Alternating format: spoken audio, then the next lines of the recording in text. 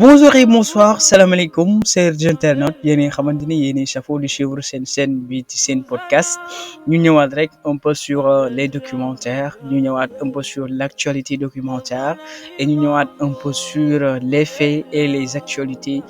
qui incombent directement la culture sérère et ci noonu nag certainement dinañ def une immersion boo xamante ni ça permettra aussi ñu dem ci ay concepts yu bari un voyage poétique spirituel et sensoriel sera au cœur du monde sérère, guidé par le baobab, l'arbre mémoire, le pilier des âmes et des histoires. Ce documentaire explore la rencontre entre la nature spirituelle et l'humanité à travers la parole des anciens, les chants des griots, les gestes des femmes et encore une fois la sagesse du temps. Dinañ xool lépp loo xamante ni moo jëm ci l'actualité du baobab dinañ xam lan mooy njëriñu baobab ci culture sérère et dinañ xam encore une fois fan la jógee baobab lan mooy njëriñam wala baobab aussi malgré des millénaires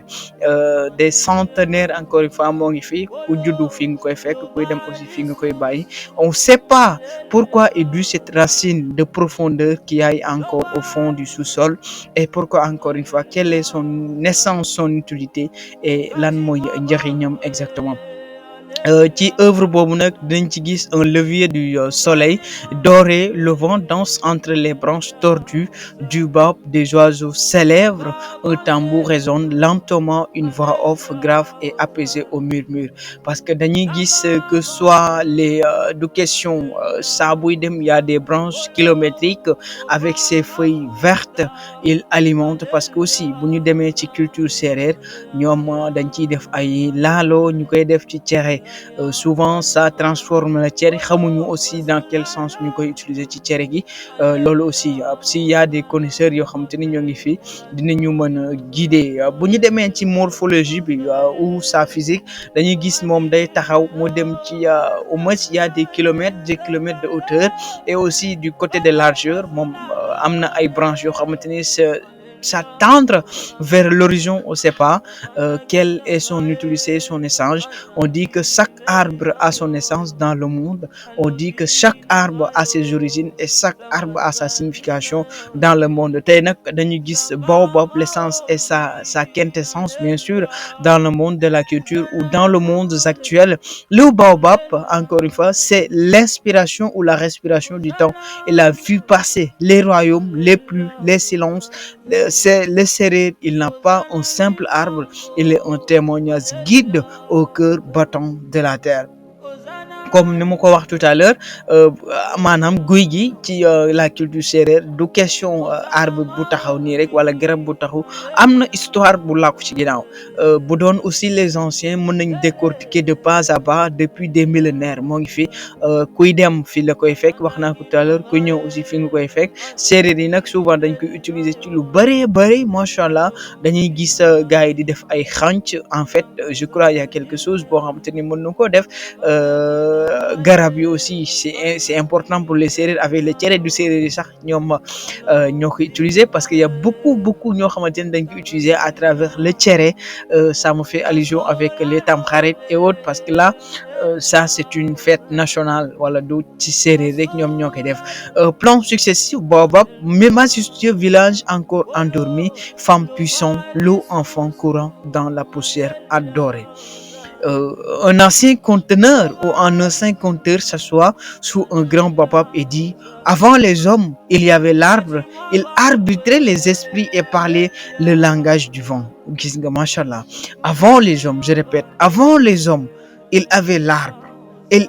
arbitrait les arbres et parlait le langage du vent balaa nit ñi ñëw wala balaa la création de l'homme amoon na fi ay garab te garab yooyu guy gi ci la bokk moom moo ngi doon arbitrer entre les esprits et moo ngi doon wax ak encore une fois garab bi ci boppam à travers ngelaw gi romb parce que gis nañ ngelaw gi buy dem tóor yi yëpp wala maanaam les feuilles dañu yëngatu et macha allah ça fait un beau vivre ci documentaire bi nag entre la cosmologie sérère dinañ dem ci la cosmologie sérère et dinañ xam encore une fois comment wala nan la ancêtres yi doon gisee ce baobab noonu loon nan lañ doon dundee avec les demeures de ces âmes ñu wax encore une fois de monde visible et invisible loolu yëpp dinañ ko gis ànd ak encore une fois des images yoo xamante ni poétiques se mêlent à la voix off, silhouette des brunes danseuses tournoyant autour de l'arbre flamand d'un feu sacré goutte et rosée de l'écorce. La voix off nag dina leen expliquer lu bëree bëri yoo xamante ni aussi réer na leen ci guy gi wala réer na leen ci baobab parce que baobab yàgg na fii lañ ko fekk fii lañ koy bàyyi j'aime ce mot fii lañ koy bàyyi sincèrement. Le baobab ne pousse pas, bien sûr, ne pousse pas. Il s'élève lentement comme une prière. Chaque ride sur une écorce ou sur son écorce est un verset d'histoire. Wax naa ko tout à l'heure. Donc ne pousse pas. Donc moom chaque année il pousse des kilomètres chaque année muy dem. Peut-être bu ñu amoon sociologue wala bu ñu amoon quelque chose qui étudie la morphologie des arbres moom il pourra bien nous expliquer mën na ni comme xale bu ndaw nu muy yéegee wala nu muy avancer à force gis nañ ko day commencer raam day jékki-jékki di raam ndànk-ndànk di commencer dox ndànk-ndànk bu commencer taxaw jékki-jékki nga gis ko waaye il est grand il commence à grandir en âge il sourit et son beau visage continue d'éclater et à émerveiller ou émerveiller le monde entier. Garab bi noonu la mën a def wala noonu lay mel saa buy avancer il avance pas à pas saa buy avancer il avance avec morphologie conscience et science. Il y a beaucoup d'histoires nag cachées derrière mais loolu on va le dénicher derrière cette voix off. Le temple des hommes, sous son ombre, le village vit, mariage, palabres, chants, initiation, tout commerce bien sûr, où tout commence à tout se termine, père du baobab. Les griots entonnent des chants anciens, les voix se couragent. Un seul village parle des décisions prises sur l'arbre. Une femme se souvient de son mariage célèbre et ses pieds. Un enfant j'explique qu'il croit que le baobab écoute les prières des anciens. La caméra caresse les détails. Des rubans colères accrochés aux branches, des calebasses suspendues, des mains pour toucher l'écorce. Sous cet arbre, les générations se reconnaissent. Ici, les mots voyagent sans se perdre. Le baobab est un livre qu'on lit avec le cœur. Ah, machallah, ça c'est poétique, machallah. C'est un livre qu'on lit avec le cœur. Souvent nag bu ñuy lire livre que ce soit du côté de la langue française, on lit pour comprendre les mots, on lit pour comprendre le vocabulaire, encore une fois, on lit pour avoir la notion de vocabulaire, pour avoir la diction immense. Mais à travers le baobab, on lit avec le cœur. On est là pour étudier. Pourquoi ce baobab est là? Pourquoi il est là avec ses branches qui continuent de jaillir? Pourquoi avec ce temps, il continue encore dans cette mouvance ou dans cette végétation qui continue avec ses branches immenses. Et dans cette funéraille, nous continuons scène de recueil. Un ancien s'avance lentement vers un grand baobab creux et dépose une bougie et murmure une prière. Ici dorment les voix des anciens. Le baobab veille sur leurs rêves. Des chants funérailles s'élèvent lents, profonds. Les immenses s'entrelacent entre leur présence ou entre présence et passé. Un vieillard qui prie, une tombe au pied d'un arbre, un enfant qui ralose. D'accord, Rosé, bien sûr, il arrose. La tradition sérère se raconte l'esprit d'un défunt qui rejoint l'arbre, les cérémonies de mémoire et la parole qui circule. Le documentaire prend une dimension presque onirifique. Des griots rencontrent les raisons. Le baobab qui s'est renversé pour un mieux écoute les hommes. L'arbre qui parlait à la lune, les géants qui transformaient un arbre pour protéger un village. Les contes sont mis en image silhouette d'enfance, ombre sinueuse bien sûr, reflète le feu. Dans chaque légende, le baobab enseigne la patience, la fidélité, la mémoire. Les contes ne sont pas des mensonges, ces contes sont vérités qui prisent le temps de fleurir. Dans où des enfants apprennent à planter un arbre baobab, une enseigne raconte comment elle utilise les symboles du baobab pour enseigner le respect de la nature et des anciens. Un jeune musicien explique dans ses chansons, le baobab c'est l'Afrique qui se souvient. Immense d'une école, d'un atelier d'art et d'un conseil au village, la jeunesse c'est le chef. Elle coule dans les veines du vieux tronc et porte la promesse que la mémoire ou que la mémoire ne s'effacera jamais. On se base sur ça pour parler un peu sur la généalogie. La généalogie, bien sûr, plomb aride, très craquelé des agriculteurs parlent des chansons climatiques, des sécheresses plus longues, des arbres qui meurent. Mais la caméra montre aussi l'espoir des pépinières, des femmes replantant, des jeunes creusant des trous pour semences. Là-bas, pour s'oublier, dans ses propres temps qu'il y aura des mains pour planter, il y aura des racines pour rêver. Ah, machallah. Crépuscule, le soleil, bien sûr, s'éteigne derrière les silhouettes d'un baobab. Une voix féminine récite lentement. Baobab, vieux frère du vent. Très branche, porte nos prières, tes racines nous rappellent d'où nous venons. Quand la nuit tombe, tu restes debout, gardien des rêves et des ancêtres. Ta force traverse nos faiblesses, que ton silence enseigne la paix. Est-ce que nos enfants, jour, puissent encore s'abriter sous ton ombre? Musique finale, Cora et au cœur des enfants, écran noir et générique. Message, ce documentaire évite à réfléchir à la relation sacrée entre l'homme et la nature. Il enseigne le respect, la transmission et la gratitude. Le baobab devient un symbole d'équilibre. Il rappelle, la force ne vient pas de la taille, mais de ses racines. Baobab, l'âme sérère, une œuvre qui parle au cœur, une prière filmée, un hommage vibrant, culture sérère et la sagesse africaine. Mashallah. Chez les nonnes, le baobab est plus qu'un arbre. Il est un pilier du village, le témoignage des alliances et le gardien des esprits. Chaque village non possède un baobab central, autour duquel s'organisent des rites, les palabres et les cérémonies. Daanaka ay jamono da ngay dugg ci ab dëkk da ngay gis ay garab bu xëy macha allah garab boo xamante ni ça symbolise les histoires garab boo xamante ni lépp lu war a xew ci dëkk bi foofu lañ koy jaaree lépp lu ñu war a waxtaanee ci dëkk bi foofu lañ koy waxtaanee lépp loo xamante ni li war a xew ci dëkk bi foofu lañ koy defee mais léegi nag am na yu bëree bëri ça commence avec la modernisation à disparaître dañuy gis yu bëri n'est pas respecté wala yu bëri aussi ça commence à disparaître moo tax jeunesse bi xamul wala lu ñu même lu ñu xamee sax des na moo tax dañoo war a ñëwaat ci suñu culture bi ñu am ñu ñëwaat expliquer la jeunesse quoi et comment parce que le bëri aussi si ça perd ce sont les nonnes qui perdent encore loolu la mun a wax donc le baobab est l'arbre des ressemblés les chefs et les anciens réunissent à son pied pour trancher les différends et bénir des mariages. Il symbolise la stabilité et la continuité. On dit que tant que le baobab du village vit, le peuple non demeure uni. Ah, machallah. Tant que le baobab du village vit, le peuple non demeure uni. Dans certaines régions non, notamment à Koudjadjen,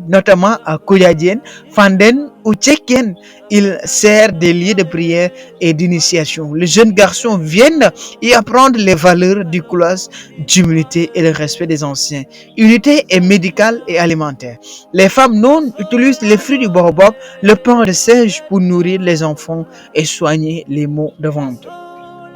macha allah maa ngi ko doon wax tout à l'heure maanaam garab bi du question rek dañ koy gis mu taxaw am na njëriñ gu bëree bëri macha allah souvent dañuy gis xale bi biir bi buy daw wala biir bi buy serré dañuy dem uti ci guy ga wala dañuy dem uti ca buy ba c'est-à-dire le pain de seigle ñu xojol ko boole ko bisap ñu jox ko ñu naan que soit boy yi xam nga temps boy aussi boy dañuy lekk suuf affaire yooyu aussi mën na dem ba nekk digestion ci moom bu ko naanee automatiquement dañuy gis muy commencer digérer muy dem toilette loolu aussi war nañ ko jàngaat ñu gën koo respecter parce que aussi léegi dañuy gis bu feebaree rek wala bu seeree rek hôpital garab yi ñu yóbbu ko baax na naam mais luñ fi am buñ ko sàggaane macha allah loolu les feuilles sèches se transforment en poudre et mélangées au repas pour fortifier le corps bien sûr gis nañ ko tout à l'heure wax naa ko maanaam dañuy bu ñu goree laalo bi dañ koy dem weer ca naaj ga ñu weer ko ba mu wow koŋ ñu defar ko laalo ñu koy laalo bépp tam ngeen loolu lañ koy woowee ñu defar ko dem defar ci cere boo xam te ni macha allah boo ko lekkee en tant que séeréer da nga yëg ni que lekk nga cere macha allah l'écorce quant à elle est bouillie pour produire un remède contre les fièvres et encore une fois les infections macha allah bëri na njëriñ dans les périodes de sécheresse le baobab devient encore source de survie ses fruits et ses jeunes bien sûr poussent complètement l'alimentaire quotidien macha allah utiliser symbole éducatif le nonne enseigne aux enfants que le baobab représente le lien entre les vivants et les morts on apprend aux jeunes à ne jamais couper un baobab sans prière car il est habité par un souffle ancien waaw macha allah. Les griots racontent souvent que l'ombre du baobab protégeait les âmes, que celui qui arbitre sans respecter perd la mémoire de ses ancêtres. Pour les nonnes, le baobab n'est pas seulement un arbre, il est la colonne vertébrale du monde. Ses racines plongent dans le passé, ses fruits nourrissent le présent et ses branches inscrivent l'avenir. Plein des anciens nonnes assis sur le baobab entourés d'enfants, griots jouant du khalam et chantant les louanges de l'arbre, femmes pliant les fruits du baobab, plaisant rien. Encore une fois, loolu yëpp war nañ ci ñëw ñu gën koo éduquer loolu yëpp war nañ ci ñëw ñu gën a xam loolu yëpp war nañ ci ñëw encore une fois ñu gën a xam lan muy suñu culture parce que buñ ñuy gën di dem wala à force ñuy gën di avancer culture noonu gën a perdre sa valeur je le répète toujours loolu aussi mag ñi ñoo war a jàppale xale yi souvent man j'aime bien parler en sérieux dans ce sens corkat du bi xamante ne yaa du seetaane yaa du bëgg réew mi wala du be yaa doo bëgg culture séeréer doo tuman na bi culture séeréer min ka hayatis da enoda wate nag sujet ni booy aborder wati ya sujet na xamante ni amin laakin solo tellement sujet boo xamante ni on parle ci garab boo xamante ni c'est une arbre généalogique arbre boo xamante ni képp ku ñëw fi nga koy fekk képp ku dem fi nga koy bàyyi képp ku ñëw aussi fi nga koy fekk il est implanté il ne bouge pas il reste figé avec ses arbres foo toll di nga ko gis di nga ko seen parce que garab bu am solo la ñoo ngi koy utiliser aussi ci wàllum cere boo xamante ni booy defaree cere boo xamante ni moom mooy tax cere bi gën a nekk cere wala gën a neex parce que aussi gis nañ gars yi dañ koy seeti fépp ci àdduna mooy garab boo xamante ni amal na séeréer solo garab boobu nag aussi symbole la éducation parce que noon cax ene di auparavant daanaka jégiri oma caaga ba lan mooy qu'est-ce que va représenter exactement maanaam ñaa xamante ne ñaa xamante ne religion bi indi na ba xamante ni karo nun te aussi balaa fu jox wana fu jëkken ko waxtaan na wa wala fu prier balaa fu minu ko jox wax parce que aussi chaque arbre y a un y a un esprit habité dedans et loolu aussi war nañ ko mën a bàyyi xel ci noonu nag aussi griot ca wala xool cam tangam du balloga kàddum bari daanekk rencontrer souvent ba yonga bo sakke de ka ɓaaw ko waxtaan ba protéger les âmes wala ba protéger les mémoires celui qui arbitre respecte et protège la mémoire loolu nag jotin ɗo waxtaan nga ɗo tumanna biɗo icama to min ko sowatis gadaci eneda cama to min ko sowatis gadaci eneda prochaine débat ni nag ɗo heka hayatis ga entre mémoire et village dinañ ñëwaat ci ɗo heka ɗo waxtaan nga ci lu bëree prochaine débat comme damo heru prochainement ɗo jaka waxtaan nga kedek mais prochainement nag je maîtrise pas trop le sujet boo xamante ni bëgg naa ñu waxtaan ci mais gagatum ay recherche pour prochainement min du koy de ña xamante ni heka léegi haftigur ɗo waxtaan mooy durant les mariages religieux dañuy gis couture noon bi ñu def ci ay ñu bew leket maanaam booy bew kanu ka tum nga ay tàngal ay taxo yew nen daal pourquoi càmmato mais nga tum ay recherche maaretu bi minnu ko leerali gafi mais dinañ waxtaan ɗo ko wo ga ñamanteni les tambours du silence les rituels initiatiques non et sérieux légui la parole du griot mémoire vivant de l'Afrique le fils du sel lien sacré entre la mémoire et les peuples du Sine Saloum lolu aussi ça incombe les Sérères Sine mais dinañ ci waxtaan les arbres qui parlent de symboles sacrés dans la tradition africaine loolu yëpp machallah ɗo ko min ko e ɗiɓi kimbu ɗum woni ko abonné ɗum partager ɗum commenter encore une fois ɗum woni ko may doole chaîne biyomin ko aw fiki parce que aussi avancina yagaru katina aussi yagaru en tant que séréer ɗiɓi kimbu nak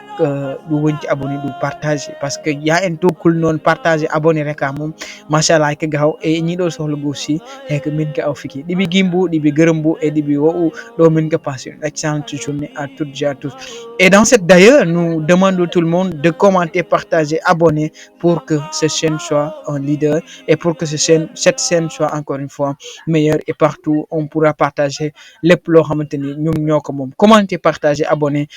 bës cloche de notification pour baña manquer les actualités dans le domaine bientôt et bisous bye bye ciao Sen Podcast vous remercie